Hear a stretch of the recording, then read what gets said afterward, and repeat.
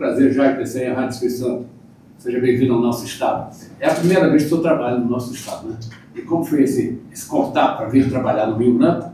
O senhor espera, passando aqui pelo Rio Branco, nesse ano importantíssimo, né, para o time do Rio Branco, temporada 2026. Bom dia, Jair, bom dia a todos. Prazer muito grande estar aqui com vocês. Falo que é uma oportunidade que ela foi adiada por 2 vezes, né? Em 2 situações o Rio Branco me procurou e a gente já estava com algumas coisas encaminhadas. E essa, quando o telefone tocou, eu não hesitei, não pensei, porque é muito bom estar, né, num estado como esse, que eu fui criado aqui, né, férias de mineiro aqui, né, e então fico muito feliz e agradecido pelo acolhimento de todos, né, pessoal do Rio Branco, torcida, a própria imprensa, desde o início, os primeiros contatos com vocês, com bastante respeito, bastante carinho pela minha pessoa. Então a gente espera que isso dê continuidade, né? Eu falo muito com a minha esposa que o futebol às vezes é igual um casamento, né? Às vezes a lua de mel, ela dura 2 anos, 1 ano, 2 anos, mas pode durar meses, né? E eu venho com o pensamento de ficar aqui muito tempo, de fazer uma história, de dar continuidade a um trabalho num clube que vem numa ascensão muito grande nos últimos anos, né? Não só de resultado, mas de estrutura, né? Haja vista a estrutura que a gente está encontrando aqui, uma estrutura muito boa, né? Que a gente sabe que o pensamento é evoluir e está crescendo a todo tempo. Cícero, Ricardo do Jornal S hoje, bem-vindo ao Rio Branco, ao Espírito Santo.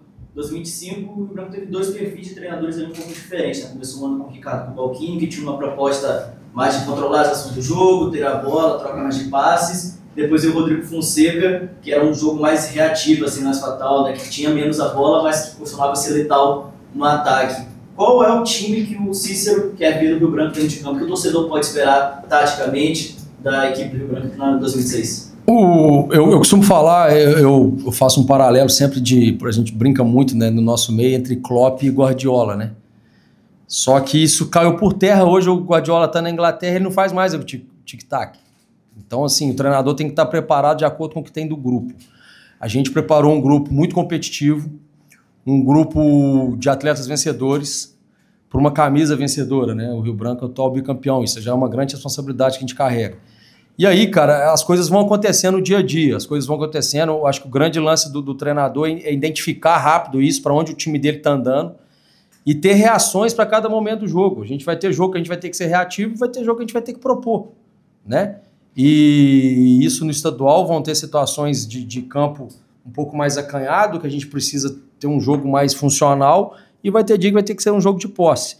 Então cabe ao treinador ter essa leitura. A gente tem um grupo bastante equilibrado em ter situações de atletas que oferecem uma situação e atletas que oferecem outra situação, até de ser reativo, se houver necessidade. Mas a gente sabe que a gente tem que impor um ritmo que a torcida gosta, que é um time mais protagonista, um time que busca o jogo, que busca a vitória a todo momento. E em todos os trabalhos que eu tive até hoje, independente do sucesso final, né, que no Brasil o sucesso é só quem é campeão, né? E aqui no Espírito Santo, no Capixaba principalmente, que só o campeão leva as vagas, que só o campeão, né, consegue... Parece que só o campeão teve o êxito. Mas a gente busca, nesses trabalhos que eu fiz anteriormente, um time bem agressivo, um time bem pé na bola, um time que busca marcação alta e que busca o gol todo o tempo. Cícero, bom dia ainda, né? Robson Maia, momento independente, jornalista independente. Queria te perguntar, nessa chegada do Rio Branco, o quanto você encontra de similaridade com o projeto que você encontrou lá no Atlético, né? O Atlético era um clube novo no futebol profissional, lá no final de 2017, estava fazendo uma reconstrução, né, para o futebol profissional, e o Rio Branco já estava num estágio mais avançado, né? Cara, eu já até falei isso com os atletas, porque na verdade a minha história se confunde um pouco ali, porque na verdade eu comecei no Atlético com 11 anos de idade. Então eu peguei todo o processo futsal, eu fui coordenador, fui atleta de futebol do Atlético, depois tive uma passagem de 4 anos no América Mineiro, volto para o Atlético e continua a minha história ali. E dentro do Atlético eu fiz a faculdade de Educação Física, me tornei um profissional da área, fui ser treinador, coordenador de futsal, fiz todos os processos no Atlético. E eu estava conversando agora com os atletas, justamente o que você está falando, no Atlético eu fui técnico do amador 1 ano antes, 2 anos antes, passando por um processo de profissionalização do futebol.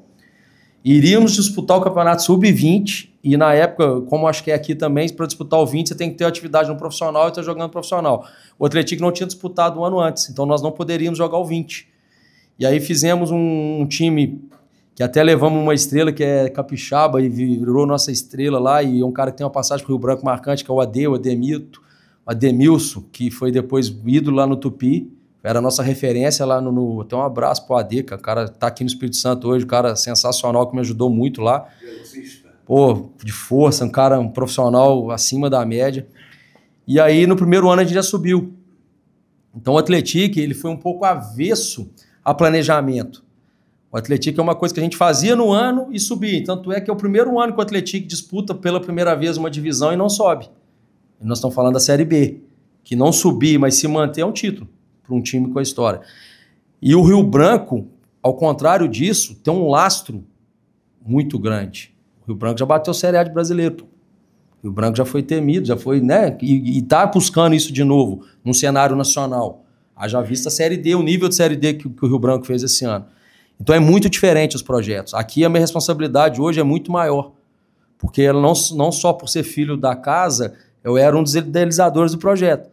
Aqui não, cara. Aqui é uma coisa consolidada, um time de formação, com uma torcida doente pelo clube. A torcida Capa Preta é uma torcida identificada, que, pô, se fui estudar a história lá, minha memória é muito ruim do Capa Preta lá, o nome. Vocês fizeram uma reportagem fantástica agora. Não, o Capa Preta de verdade, que deu... Como? Lafayette. Pô, história fantástica, que tem todo um simbolismo, tem toda uma história, pô, até arrepia, cara.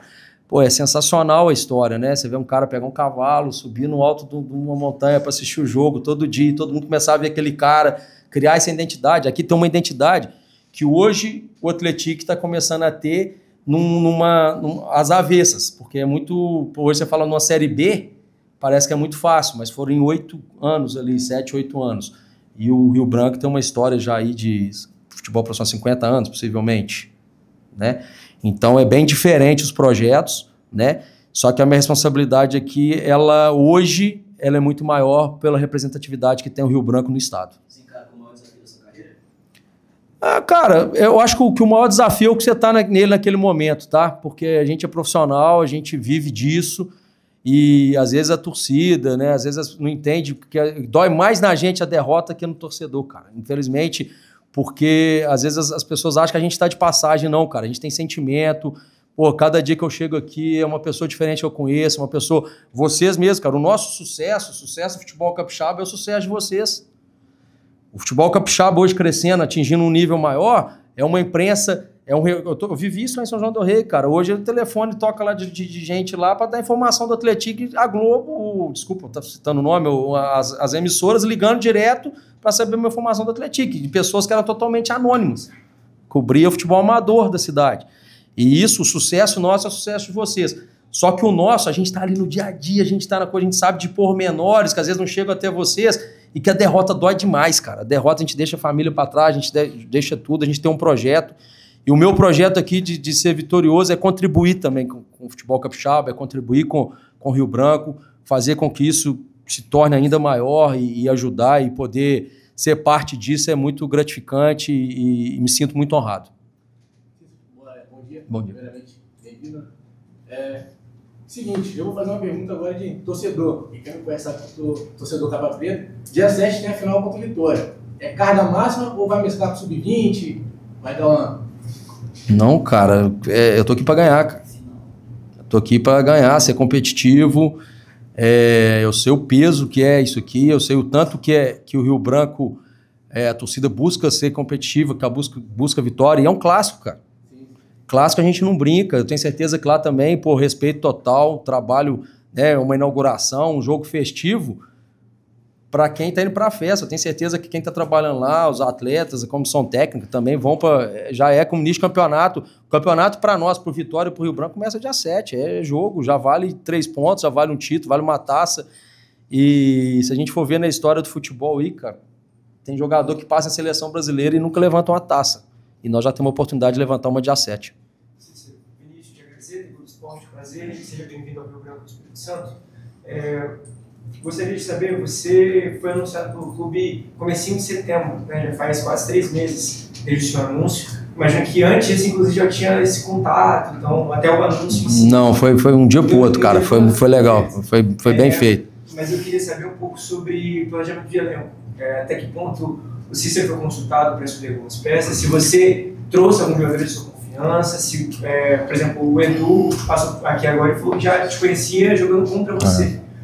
Gostaria um pouquinho de saber como foi o planejamento e se saiu de você de alguma parte. Cara, foi muito legal. Poucas vezes eu participei de um planejamento tão bem feito, tão bem organizado, porque assim, desde a minha entrevista com o Renato e com o Guilherme, para depois a gente montar um grupo, e foram noites, eu tô com uma filha de 1 ano e meio que eu deixei lá, então tipo assim, todo dia eu lembro que eu ia pra lavanderia, começava 10 horas da noite, 9h30, 10 horas da noite, até 1 hora da manhã, em pé lá na lavanderia, cadeirinha lá, para não fazer barulho e tal, mas todo dia, cara, eu, Guilherme, Renato, o Horácio com a parte de análise de mercado, nós trabalhamos pra caramba, todo mundo tem um dedozinho nessa formatação, logicamente com o Renato com a decisão final, né, por ser quem paga, né, por ser responsável pela coisa, mas na parte técnica ali a gente participou muito efetivamente, na continuidade de alguns atletas, outros não, porque a gente, o mercado daqui a gente não entendia como que já era o processo, de alguns que não ficaram, já tinha algumas situações e tal, mas quem veio, todos que estão aí a gente participou, a gente tem uma anuência nisso junto com o Renato e com o Guilherme. O Guilherme é um monstro para trabalhar, o cara não para, 24 horas ali intenso, conseguiu trazer atletas de nível que eu te confesso que para a Série D a gente não esperava estar conseguindo trazer, e a gente conseguiu, porque às vezes tem uns atletas que têm muito preconceito de descer de uma C para D, de uma B para D, e a gente conseguiu trazer atletas agora que estavam em Série B, cara. O tamanho da importância da camisa, do projeto, e como está chegando esse projeto em outras regiões do Brasil, com muito respeito, nos facilitou muito conseguir trazer alguns atletas para cá.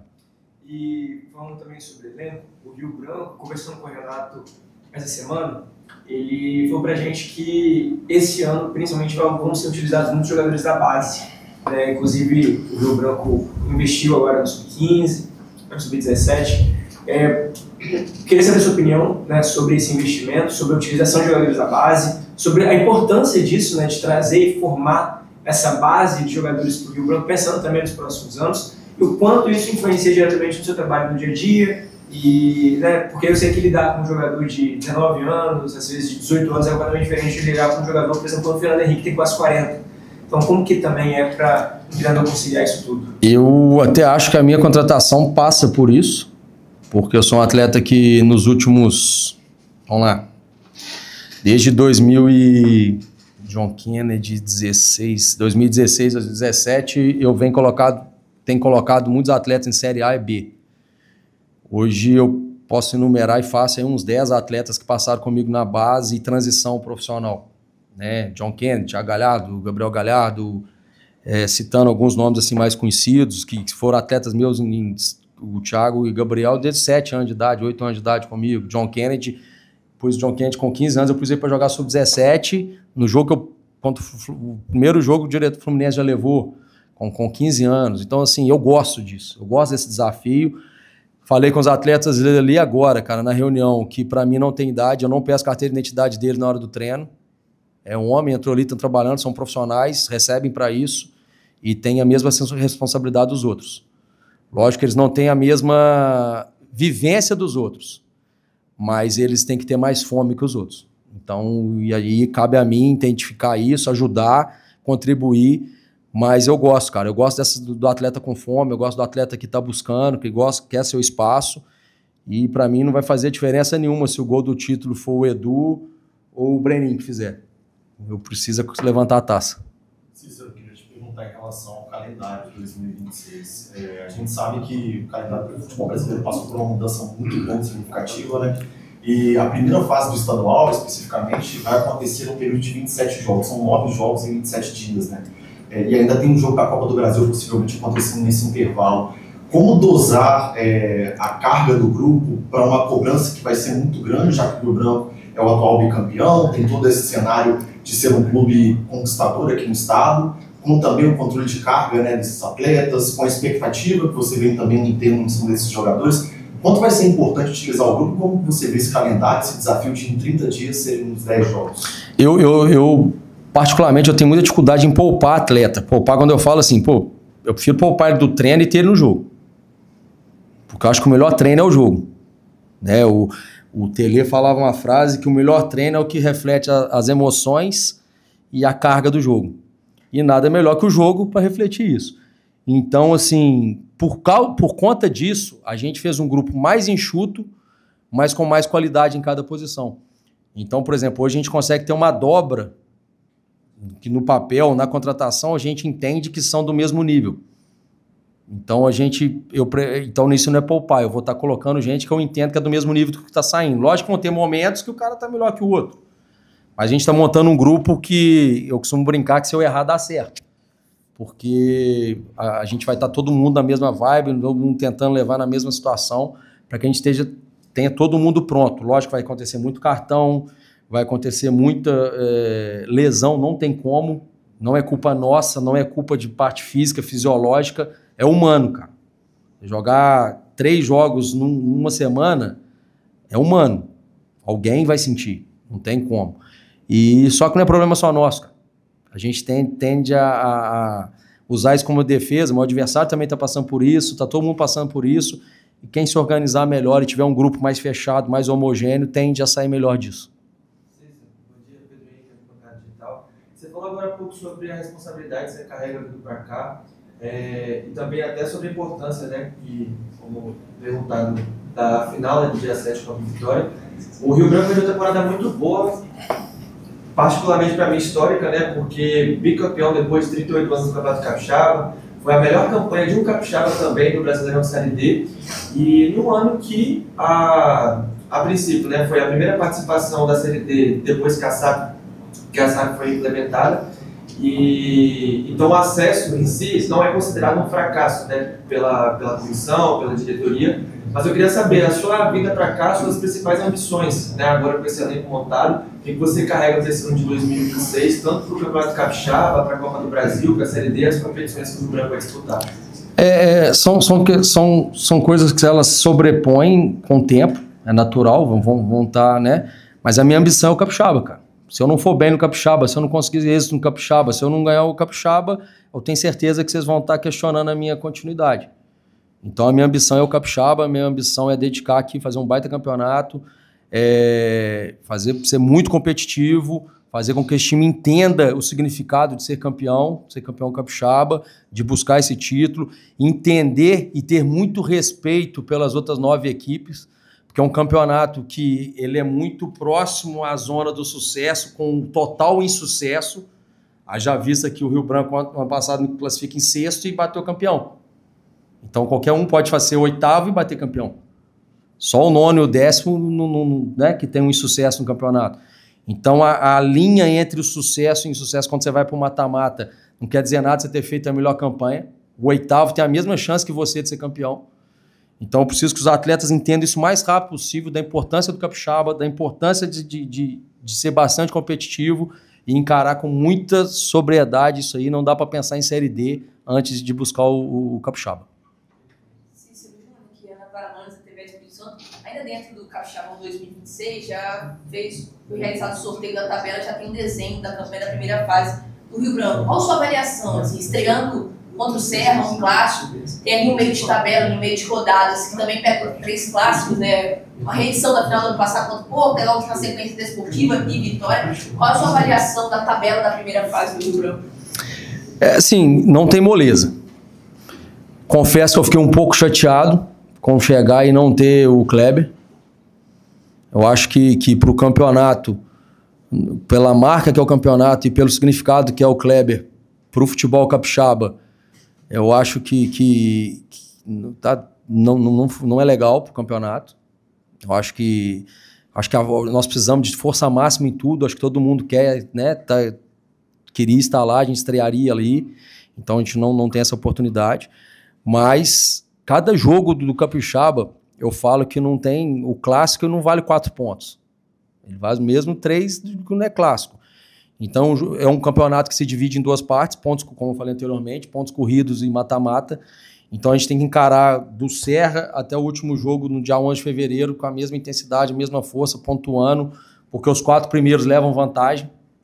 E isso é um fator interessante, porque depois você pode jogar por 2 resultados. Isso é importante pra caramba, mas não dá para escolher a camisa do outro lado. Quem vier, nós vamos ter que sangrar, ter que dar a vida, porque os 3 pontos vão ser jogo a jogo.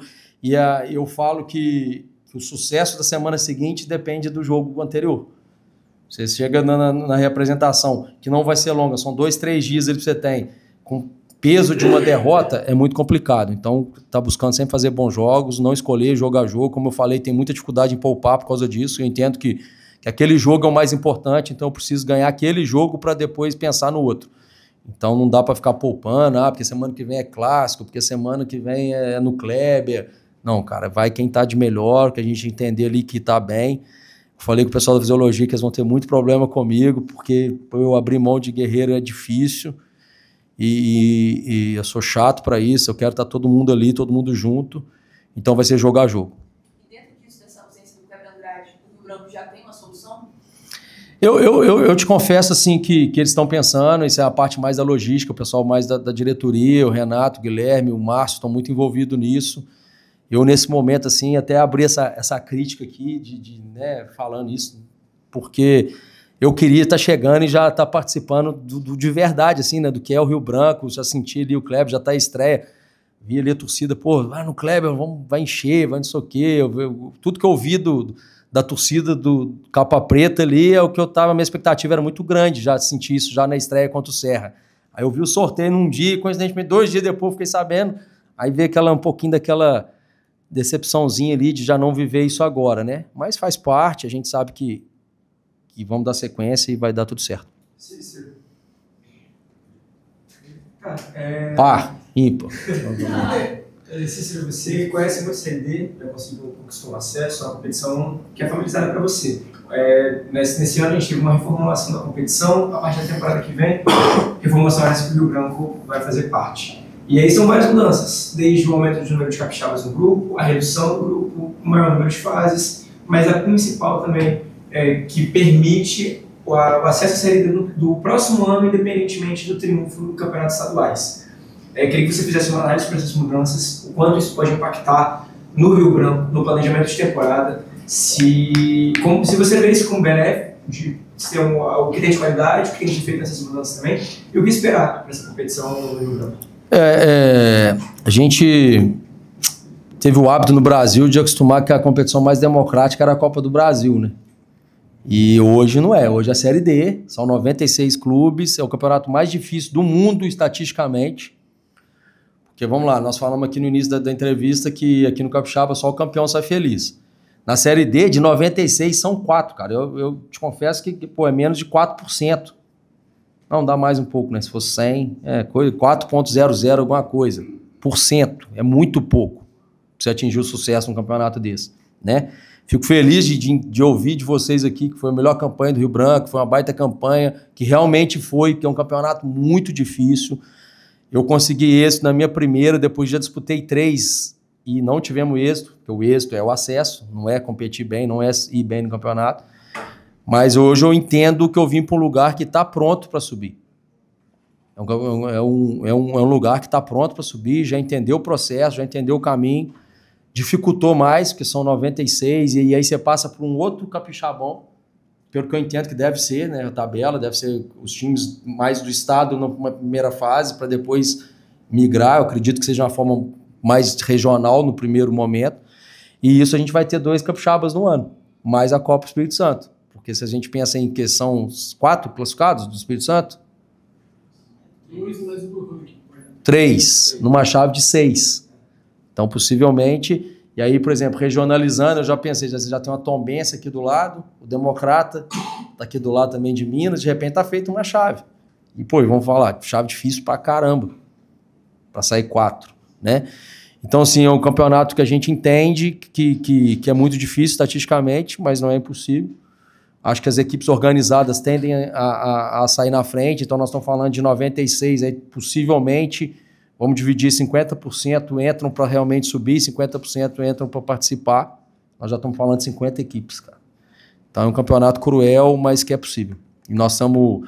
O Rio Branco, hoje eu vejo, nessa uma semana que eu estou aqui, com um clube que está pronto para isso. Está pronto e fazendo por merecer. Essa pergunta é sobre o elenco. Você falou que o elenco é mais enxuto, mas que entrega muita qualidade. A gente vê em alguns setores, por exemplo, disputas naturais e disputas que vão até exceder um pouquinho o controle, porque são jogadores de grande potencial. Eu queria abordar mais especificamente o ataque. O Rio Branco tem 3 jogadores com características de área, mas alguns circulam mais, né? O Edu é esse cara mais definidor, o Brandão também já mostrou muito poder de finalização, apesar de também ter um arranque legal, a gente viu no Atlético. E tem ainda o Neto, né, que foi anunciado nos artilheiros do Brasil, é um cara que sai um pouquinho às vezes da área, mas que também gosta muito de estar dentro da área, pisar, marcou muitos gols. E tem um segundo atacante ali também, né, o Alisson.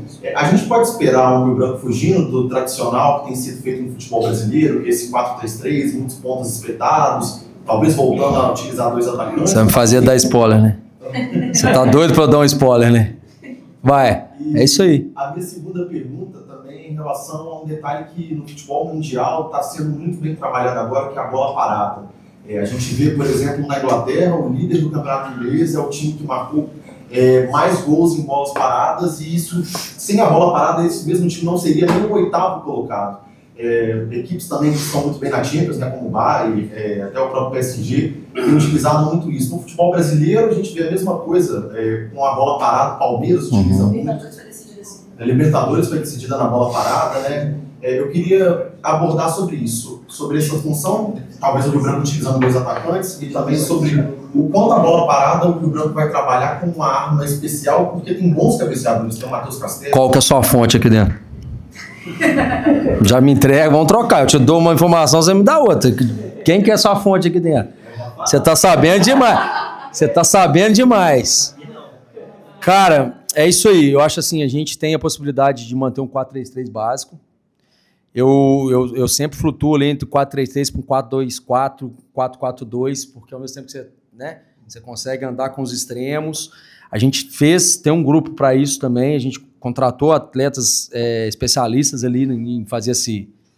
Eu falo que é o ioiô ali, né, por fora, né, vira secretário de lateral uma hora e ao mesmo tempo tá tendo que atacar, mas eu gosto muito do definidor, cara. A gente defende muito. Eu passei nos 2 últimos anos tendo muito problema de o time criar muito e não conseguir colocar para dentro. E hoje a gente tem um poder de fogo muito grande, né? Como você falou, o Brandão, Edu e o Neto. Só que, por outro lado, a gente tem situações que, por exemplo, eu vi a torcida cobrando muito aí o 10, né? Vai chegar o 10, cadê o 10, não sei o que e tal. Não sei se vai chegar ou não vai ainda, tem algumas situações que ainda estamos analisando, mas, pô, a gente tem um Carlinhos que faz ali o 8, 10 muito bem. Eu acompanho o Carlinhos já há um tempo, o Carlinhos, se eu colocar ele de 10 ali, não contar para ninguém que ele jogou de volante, vão acreditar que ele é 10. Eu tenho o Breno que faz tanto por fora como 10. Eu tenho o Neto que faz esse segundo homem, com uma versatilidade com Edu e Brandão, talvez com um pouco mais de características iguais. O Neto fugindo um pouco dessa característica. Eu tenho o Alisson, que foi 10 por muito tempo, como também é extremo. Então, cara, o atleta hoje que fala que ele é especialista só de uma função, ele vai morrer de fome, cara. E comigo mais ainda, por isso o grupo enxuto. Porque eu por exemplo, no Atlético, o Douglas Pelé hoje, que foi talvez um dos melhores laterais da Série B e coisa comigo no Atlético, ele foi extremo. Jogou de beirada, contra o Bahia de Feira, ele dá o passe pro Brandão no primeiro gol e sofre o pênalti no segundo. Era o lateral jogando de beirada. Então, a minha função é realmente otimizar e estar buscando o que... Hoje eu posso projetar esses 2 atacantes, mas aí daqui a pouco o Carlinhos começa a engolir todo mundo, eu tenho que dar 10 para ele e vambora, cara. Vambora e vai dar certo. Sobre a bola parada. Você quer me apertar mesmo, cara? Não, tô brincando. Hoje, o Arsenal, por exemplo, tem um cara especialista da bola parada. O Flamengo contratou o Rodrigo Caio para ser o especialista em bola defensiva, né? E deu certo, que o cara defensivo foi lá e fez o gol e deu um título. E o futebol hoje, eu vejo assim, o Brasil por muitos anos, a seleção, a gente ficou muito mal acostumado, o Brasil nunca perdeu o jogo, né? O time não ganhava, o Brasil que perdia. E hoje a gente está tendo a Venezuela encarando a Argentina, a gente está tendo a Venezuela, porque o futebol está especificando muito. E essa especificação faz com que algumas coisas sejam mais previsíveis. O estudo, as informações. Você já tem essa informação, você já analisou o nosso grupo. E eu tenho certeza que os outros treinadores, se não tinha, agora tem, né? Você acabou de dar uma análise para eles. Também tem isso, né? Análise hoje, os analistas hoje ganharam uma importância muito grande. E aí, o treinador hoje que bate no peito e fala, eu fiz, eu treinei, eu não sei o que, é mentira, cara. Então ele vai, daqui a pouco ali na esquina vai dar errado, porque hoje você tem que dividir, você tem que ter uma comissão grande, tem que estar todo mundo pronto, porque o detalhe faz muita diferença. O detalhe, né, de uma função de entender que o terceiro homem da linha defensiva do cara tem 1,75 m, os outros têm 1,80 m, 85 m, então vão tentar priorizar aquele ali, que tem um ataque à bola menor, uma possibilidade menor. Esse goleiro sai um pouco, o cara vai trazer estatística que o goleiro no primeiro pau ele tem dificuldade, mas no segundo ele sai em todas, então vamos ter que bater no primeiro pau. Tem um treinador que veio para o Espírito Santo que é, cara, referência em bola parada, o João Bursi. O cara é muito bom treinador, fiz curso com ele, cara que é uma referência, né? O Vitória tinha êxito pra caramba em bola parada, no acesso deles ali, né? Cara que a gente está estudando. Então o futebol hoje é muito minucioso, cara, e muito comissão técnica, é muita divisão de função mesmo ali, e todo mundo vai fazer parte, e todo mundo vai ajudar bastante, porque o detalhe faz muita diferença. Professor, o senhor considera que o elenco está fechado ou precisa mais alguma peça para a temporada 2026? No futebol nunca está fechado, né, mestre? No futebol nunca está fechado, a gente, eu falo com você que está fechado, eu abro a porta ali, o Messi cismou que ia morar em Vila Velha. Eu vou falar, não, tá fechado? Não vou, pá. Não vou, não. Vou ir pro Rio Branco. Eu gosto de ir pra caramba de Vitória, quero morar, quero ficar aí. Essa ponte aí é maravilhosa. Aí eu vou falar, não, fechei o grupo. Não vou, cara. Então nunca tá fechado.